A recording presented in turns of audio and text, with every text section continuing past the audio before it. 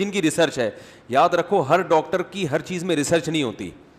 بعض دفعہ ڈاکٹر بھی جان چھڑا رہے ہوتے ہیں, ان سے پوچھو نا یہ چیزیں, کہہ رہے ہیں یار میں نے تو مجھے نہیں پتا اس میں. جو اچھا ڈاکٹر ہوگا وہ کہے گا میری ریسرچ نہیں ہے. لیکن جنہوں نے باقاعدہ پراپر ریسرچ کی ہے نا, تو چائے صحت کے لیے فائدہ مند بالکل بھی نہیں ہے, بالکل بھی. اس میں کہتے ہیں دماغ تیز ہوتا ہے, بکواس ہے بالکل, کوئی دماغ تیز نہیں ہوتا اس سے. اور کینسر ختم ہوتا ہے, کینسر کے خلاف سب فضول قسم کی, اس کو بکواس کا لفظ بھی اس کے لیے ہلکا ہے. بس چھٹا ہے مزہ کاکڑ دنا ہو جاتا ہے پی کے, ویسے زیادہ کچھ نہیں ہوتا. حقیقت ہے, ٹھیک ہے نا, بس یہ ہوتا ہے. اور یہ وقتی ہوتا ہے, یہ بھی کوئی یہ نہیں کہ اندر سے باڈی کو ایک طاقت مل رہی ہے آپ کے, انرجی مل رہی ہے. تو بس وہ ہے کہ جیسے سٹا لگاؤ تو سٹا ہوتا ہے, آپ کو پتا ہے. چرس پیو ایک دم فٹ فاٹ ہو جائے گا. اب چرس کے فضائل بیان کرنا شروع کر دیں تو غلط ہے. نشہ ہے نشہ, ہاں یہ بہت ہلکا نشہ ہے یہ کہہ سکتے ہیں آپ. چرس, ہیروئن تو بہت ہی خطرناک چیز ہے, ہیروئن تو بہت ہی زیادہ, چرس اس سے کم.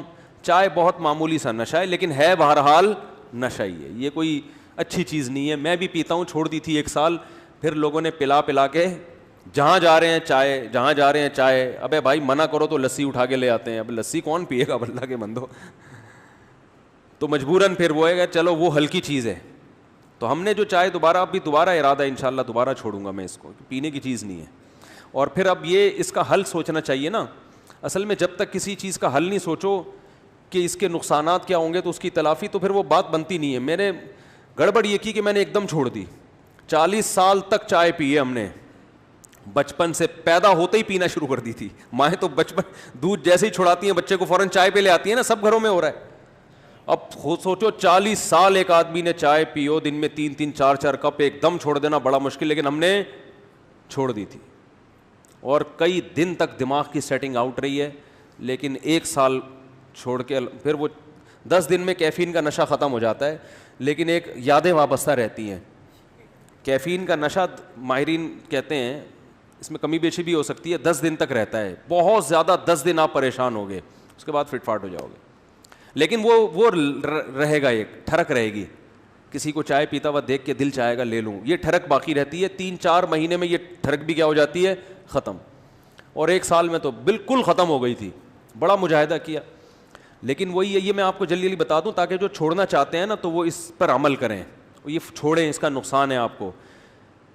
میں نے چائے جب چھوڑی تھی تو مجھے ایک سب سے بڑا فائدہ ہوا تھا, مزاج میں ٹھنڈک پیدا ہو گئی. جو تھوڑا بہت جذباتی پن تھا وہ کیا ہو گیا. ابھی تو ٹھنڈے مزاج کی ضرورت ہے, اور جس کے 3 4 گھر ہوں اس کو تو بہت ٹھنڈے رہنے کی ضرورت ہے نا. وہ تو ورنہ وہ ادھر جائے گا, ادھر پھڈا, ادھر جائے گا, ادھر پاگل ہو جائے گا.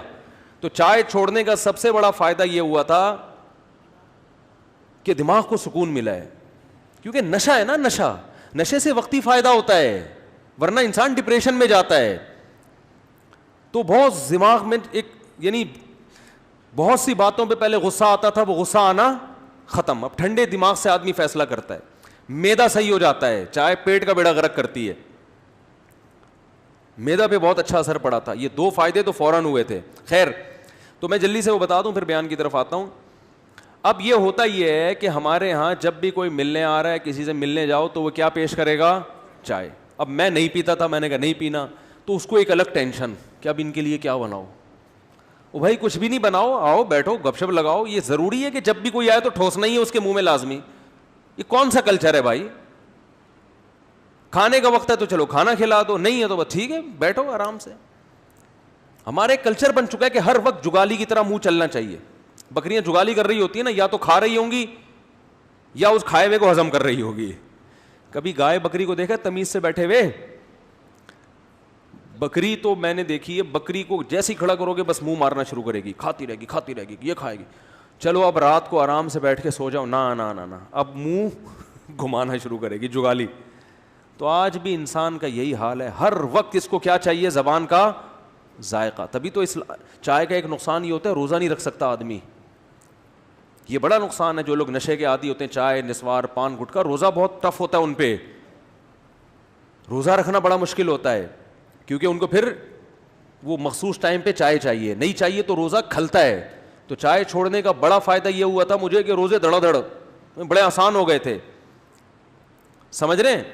اب دیکھو جو نسوار کا نشہ چائے سے بھی زیادہ سخت ہے, ان کے لیے رمضان کا روزہ بڑا ٹف ہوتا ہے. روزہ کھولتے ہی 2 پکوڑے کھائیں گے فوراً نسوار, پھر ایک دم اب پتہ چلے گا اللہم لک صمت وعلی رزقک افطرت.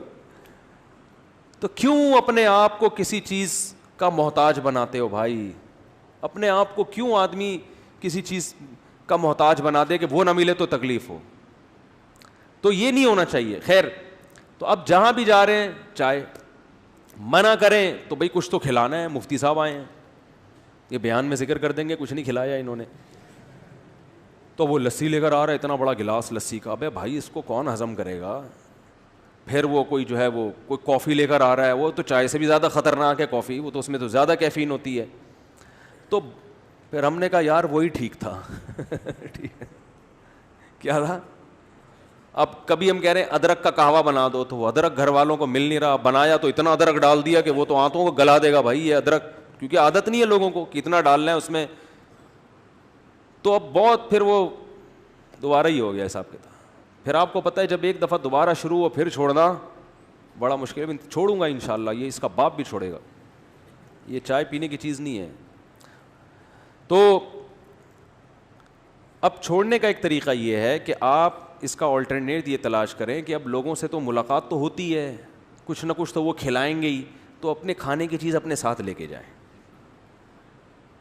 سمجھ رہے ہیں نا؟ تو میں سوچ رہا ہوں کسی حکیم سے رابطہ کر کے دار چینی, لونگ, ادرک, یہ 3 چیزوں کا قہوہ بڑا خاندانی ہوتا ہے. اس سے آپ یہ چائے کا بہترین آلٹرنیٹ ہے. اس سے باڈی فریش بھی ہوتی ہے, کولیسٹرول لیول بھی کم ہوتا ہے, اور طبیعت بھی فٹ فاٹ, دماغ بھی واقعی سچی مچی کا تیز ہوتا ہے.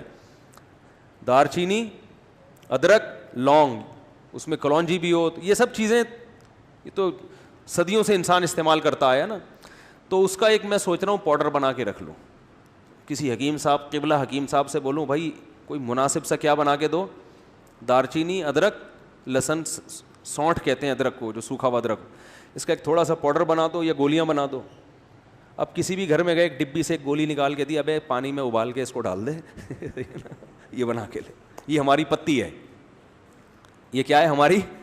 آپ نے چائے اگر پلانی ہی ہے تو یہ لیں اور اسے پانی میں بوائل کر کے لے آئیں. ہم اپنی پتی اپنے ساتھ, جیسے شوگر کے مریض اپنی شوگر اپنے ساتھ لے کے گھوم رہے ہوتے ہیں نا, اور یہ دودھ پتی بھی ہے, اس کو دودھ میں ڈال کے پی لو تو دودھ پتی کا مزہ آئے گا, اور اس سے آپ کو فریشنس وہی حاصل ہوگی جو کس سے ہوتی ہے, چائے سے, اس سے بھی زیادہ, اور وہ واقعی ہوگی.